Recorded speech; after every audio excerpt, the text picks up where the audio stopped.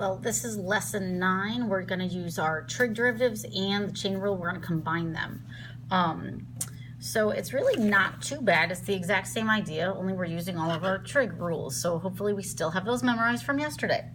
If I am taking the derivative of sine of 2x, then the first thing I want to do is take the derivative of sine, which is cosine, and then the 2x stays the same, times what's the derivative of the 2x? That's 2. And that's it.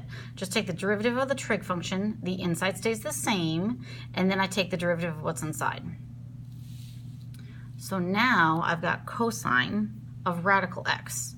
I'm going to do this off to the side because we talked about this, but I just want to reiterate this. If y is equal to radical x, that's the same thing as x to the 1/2. The derivative is 1/2 x to the negative 1/2, which is 1/2 radical x. You should just have this memorized. I mentioned it the other day. If you have y equals radical x, then the derivative is 1/2 radical x. You just want to have that memorized so you're not constantly doing this power rule in between. Here to here, that's something we want to memorize. So now we're going to use that. So that's just a side note right there, so you can kind of ignore that for a sec.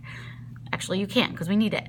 So when I'm taking the derivative, I want to take the derivative of cosine first, negative sine, the radical x stays the same, times the derivative of radical x. And that's it.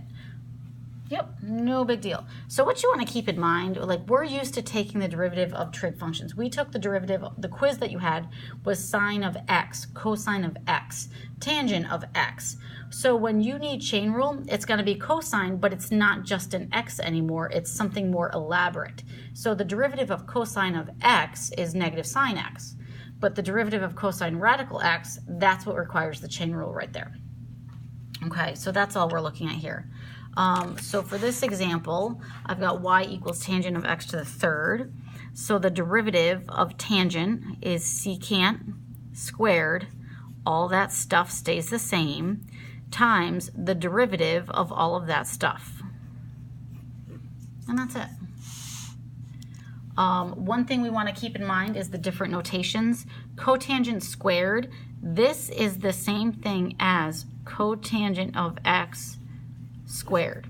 It's just a notation thing. Whether I put the exponent here or outside of the parentheses, it means the exact same thing. You might want to get used to it. This is how it's going to be written. Most of the time, that's what you're going to see. You're going to want to think of it this way or even rewrite it that way. Because now I think it's easier to see. Now you have to do the power rule first because I have that exponent.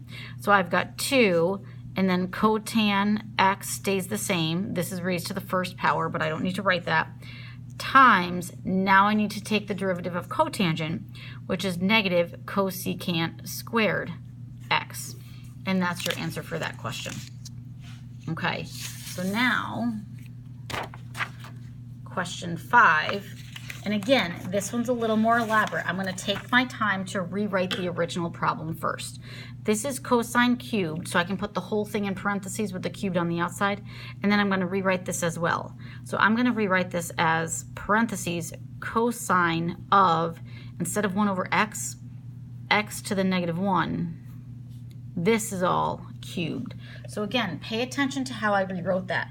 The cubed went on the outside of the whole thing, and then the 1/x turned into x to the negative 1. So now what you have 3 different functions embedded in here. I've got something getting cubed, I've got cosine of something, and then I've got 1/x. So I've got 3 different functions. So this is going to require 3 different chains, if you will. So when I take my derivative, I start with the outermost function. What's happening on the outside of this function is the cubed. So the first thing I want to do is my power rule. So I've got 3 times cosine of x to the negative 1 squared. So that's my power rule. Now I want to take the derivative of my next function. So I did the power. Now I'm going to come inside. Now I have to take care of cosine. Well, what's the derivative of cosine? Negative sine. This stays the same. Okay. So now if I come back, okay, I did my power rule, that's done. The derivative of cosine, I did that. Now I have to take the derivative of the x to the negative 1. So this is times negative x to the negative 2. And there's my final answer, okay? So the chain rule can become very elaborate, but that's all there is to it. Just keep going, one derivative at a time. I did power rule, then I took care of cosine, then I took care of x to the negative first. 3 separate derivatives all linked together, okay? Number 6, y equals secant of 4x squared. Okay, what I want to remind you of is the derivative of just secant x. So if you have y equals secant x, then the derivative is, of course we have this memorized, secant x tan x. So what you want to look at, when I take the derivative of secant, I get secant of tan. Notice that this is the same. So watch what happens when I take the derivative over here. The derivative of secant is secant of this. That stays the same. Tangent of that. Okay, so notice again, the derivative of secant is secant tan, and notice it's all x's here. So in this case, the derivative of secant is secant tan. Everything after is the same. So that all stays the same. That's what you want to look for. Secant of 4x squared, then the derivative is secant 4x squared, tangent 4x squared. Now I'm doing my chain rule. Times, what is the derivative of 4x squared? 8x. And I'm going to separate that because this was a separate little reminder. So that's how you're going to deal with the secant. So just watch out for that. Of course, the same would be applied to cosecant because it's a similar derivative. Number 7, I have cosecant of 8 radical x. All right, nothing to rewrite here. Well, I guess I could, but I have this memorized now, so I'm not going to. So y prime is equal to, the first thing I have to do, I have cosecant. That's my outer function. So what's the derivative of cosecant? It's negative cosecant of the same stuff, cotangent of the same stuff. Okay, just like the previous problem, when I took the derivative of secant, the 4x squared stayed. So when I take the derivative of cosecant, the 8 radical x, that stays the same as well. Now I have to take the derivative of the 8 radical x. So I know that 8 is just a constant, and the derivative of radical x, so this is 8 times 1 over 2 radical x. So of course this simplifies to a 4 over radical x. So I could just rewrite that. So that's 4 over radical x. And that's my answer right there. And again, it's gonna help to have that derivative memorized. 8's a constant, so I don't need a product rule with 8 times radical x. It's a constant, I don't need product rule. So the 8 stays in front times the derivative of radical x, 1 over 2 radical x. Of course we have that memorized. And then the 8 divided by 2, that reduces. Okay. Let's see here. Okay.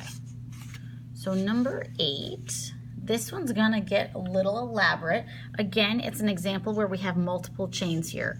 I can rewrite this, so I'm going to. I'm gonna take that power of 5 and put it on the outside. So I'm gonna rewrite this as cosecant of 4x squared raised to the 5th. So all I did was move that 5 to the outside. It's a better visual for me in terms of understanding that power rule, okay? So now I can start my derivative. Y prime is. So the first thing I want to do is take care of that power rule. So I'm going to do the 5 comes down in front. All of this stays the same. Cosecant of 4x squared raised to the 4th. So that's my power rule. Okay, so now I'm going to work my way inside. Now I have cosecant.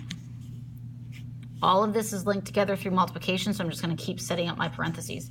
The derivative of cosecant is negative cosecant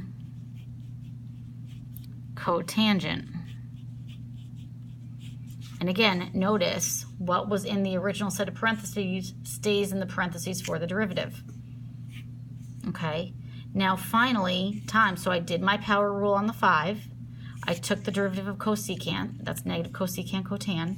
Now I have to multiply by the derivative of my 4x squared. That's 8x. That's what I have there. Okay, so hopefully that's not too terrible for you. Okay, next I have one last question. I've got y equals x squared times cosine of x squared. Notice when I read that out loud, I say x squared times cosine of x squared. So that means that we have to do product rule. That's my first thought, is that I have to do product rule. As I get into the product rule, who knows what might be needed, okay? So when I set up my product rule, so this is really like your high, and this is your ho.